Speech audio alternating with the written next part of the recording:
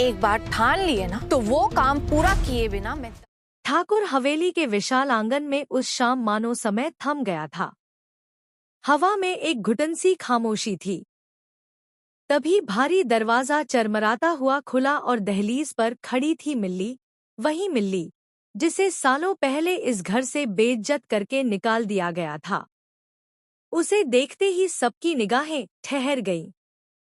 उसके चेहरे पर दर्द, उम्मीद और डर एक साथ दिखाई दे रहे थे।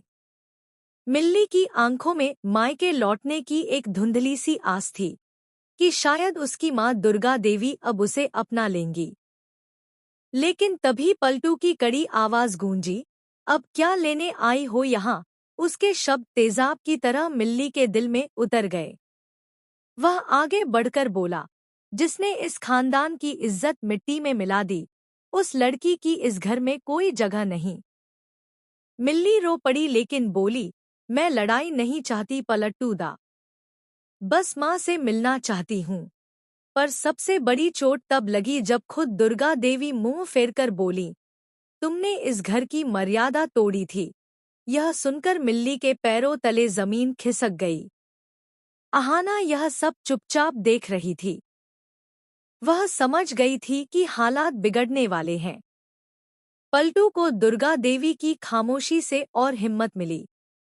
वह ताने मारते हुए मिल्ली के करीब आ गया। मिल्ली डर से पीछे हटने लगी। अहाना ने उसे संभालने की कोशिश की तो पलटू चिल्लाया, बीच में मत पड़, और गुस्से में उसका हाथ उठ गया। आंगन में एक तेज आवाज गूंजी। पलटू का थप्पड़ मिल्ली के गाल पर पड़ा था।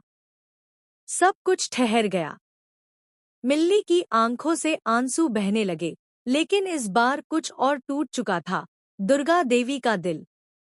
उनकी आंखों का गुस्सा अचानक पलटू की ओर मुड़ गया। वह गरज कर बोली, मेरी बेटी पर हाथ उठाने की हिम्मत कैसे हुई? इसे सजा देने का हक सिर्फ मेरा है। उनकी आवाज सुनकर पलटू कांप गया। दुर्गा देवी ने मिल्ली को अपनी ओर खींचा और ऐलान किया, याद रखना, यह घर मेरी बेटी का है।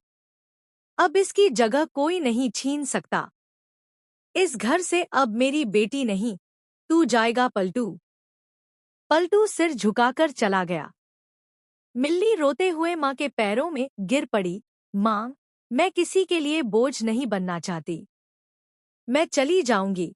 लेकिन इस बार दुर्गा देवी ने उसे उठाकर गले से लगा लिया। उन्होंने कहा, अब कहीं नहीं जाओगी। बहुत सह लिया तुमने। अब से तुम्हारी जिम्मेदारी मेरी है।